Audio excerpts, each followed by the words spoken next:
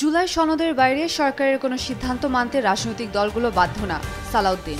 ১৩ নভেম্বরকে কেন্দ্র করে সর্বোচ্চ সতর্কতা নেওয়া হয়েছে স্বরাষ্ট্র উপদেষ্টা। ৫ দাবিতে পল্টন মোড়ে জামায়াত সহ ৮ দলের গণসমাবেশ। প্রাথমিকের প্রধান শিক্ষকদের ১০ম গ্রেডে বেতন দিতে সম্মতি। সশস্ত্র বাহিনীর ম্যাজিস্ট্রেসি ক্ষমতা বাড়ল ৪.৫ মাস। সোনার দাম বেড়ে ছাড়ালো ২,০৪,০০০। গ্র্যামিতে মনোনয়ন পেয়ে আপ্লুত ব্ল্যাকপিঙ্কের রোজ। দিল্লি গাড়ি বিস্ফোরণের সঙ্গে জড়িতরা রেহাই পাবে না, মোদির করা হুঁশিয়ারি। তাইওয়ান ইস্যুতে কূটনৈতিক দ্বন্দ্বে মুখোমুখি চীন ও জাপান। ফিক্সিংয়ের অভিযোগে ক্লাব চেয়ারম্যান রেফারি সহ গ্রেপ্তার ৮, নিষিদ্ধ ১,০২৪ ফুটবলার। জুলাই জাতীয় সনদে উল্লেখিত বিষয়ের বাইরে সরকার কোনো সিদ্ধান্ত ঘোষণা করলে সনদে স্বাক্ষরকারী কোনো দলের জন্য তা মানার বাধ্যবাধকতা থাকবে না বলে জানিয়েছেন বিএনপির স্থায়ী কমিটির সদস্য সালাউদ্দিন আহমেদ। মঙ্গলবার দুপুরে রাজধানীর গুলশনে বিএনপি চেয়ারপারসনের রাজনৈতিক কার্যালয়ে আয়োজিত সংবাদ সম্মেলনে গণমাধ্যম কর্মীদের সঙ্গে আলাপকালে তিনি এসব কথা বলেন। আগামী ১৩ নভেম্বর সামনে রেখে নিরাপত্তা জোরদার করা হয়েছে বলে জানিয়েছেন অন্তর্বর্তী সরকারের স্বরাষ্ট্র উপদেষ্টা মোহাম্মদ জাহাঙ্গীর আলম চৌধুরী। সন্ত্রাসী কর্মকাণ্ডে জড়িত হওয়ার আশঙ্কা রয়েছে এমন কোনো সন্দেহভাজনকে দেখলে দ্রুত আইনশৃঙ্খলা বাহিনীকে জানানোর আহ্বান জানিয়েছেন তিনি। আজ সচিবালয়ের স্বরাষ্ট্র মন্ত্রণালয়ের সভাকক্ষে আইনশৃঙ্খলা বিষয়ক উপদেষ্টা পরিষদের বৈঠক শেষে এই আহ্বান জানান তিনি। জুলাই জাতীয় সনদ বাস্তবায়ন আদেশ জারি এবং ওই আদেশের উপর নভেম্বরের মধ্যেই গণভোট আয়োজন করা সহ ৫ দাবিতে রাজধানীর পল্টন মোড়ে ৮ দলের গণসমাবেশ হয়েছে আজ। মঙ্গলবার বেলা ১২টা থেকে সমাবেশ স্থলে নেতাকর্মীদের ভিড় বাড়তে শুরু করে। ঢাকা ও আশপাশের এলাকাগুলো থেকে মিছিল নিয়ে আসেন নেতাকর্মীরা।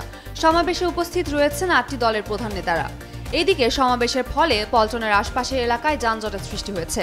শিক্ষা প্রতিষ্ঠান ও কর্মস্থলে যাওয়া অনেকেই দুর্ভোগের শিকার হয়েছেন বলে অভিযোগ রয়েছে। সরকারি প্রাথমিক বিদ্যালয়ের ৬৫,৫০২ জন প্রধান শিক্ষকের বেতন স্কেল বিদ্যমান ১১তম গ্রেড থেকে ১০ম গ্রেডে উন্নীত করা হয়েছে।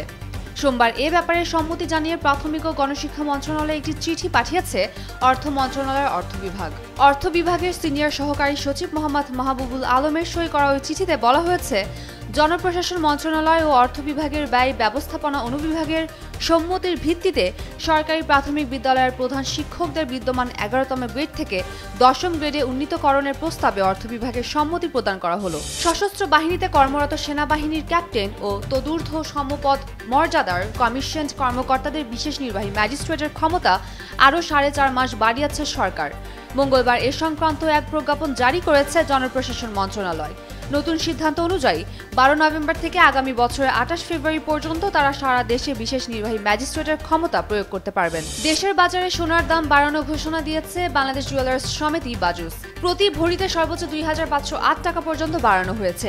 এতে ভালো মানের সোনার দাম ২,০৪,০০০ টাকা ছাড়িয়ে গেছে। সোমবার বাজুসের এক বিজ্ঞপ্তিতে এ তথ্য জানানো হয়েছে। মঙ্গলবার থেকে এই দাম কার্যকর হয়। সংগঠনটি জানিয়েছে, স্থানীয় বাজারে তেজাবি সোনার দাম বাড়ায় সোনার মূল্য সমন্বয় করা হয়েছে। তবে মূল কারণ হচ্ছে বৈশ্বিক বাজারে সোনার দাম বেড়েছে। আন্তর্জাতিক বাজারে প্রতি আউন্স সোনার দাম $৪,০৮৪ উপরে উঠেছে। গ্র্যামি অ্যাওয়ার্ডসের ৩ বিভাগে মনোনয়ন পেয়ে ইতিহাস গড়েছেন ব্ল্যাকপিঙ্ক সদস্য রোজ। ৭ নভেম্বর ঘোষিত গ্র্যামি অ্যাওয়ার্ডসের মনোনয়ন তালিকায় তার নাম ঘোষণা করা হয়। আপাতে গানটির জন্য তিনি পেয়েছেন record of the year, song of the year ও best pop duo group performance বিভাগে মনোনয়ন।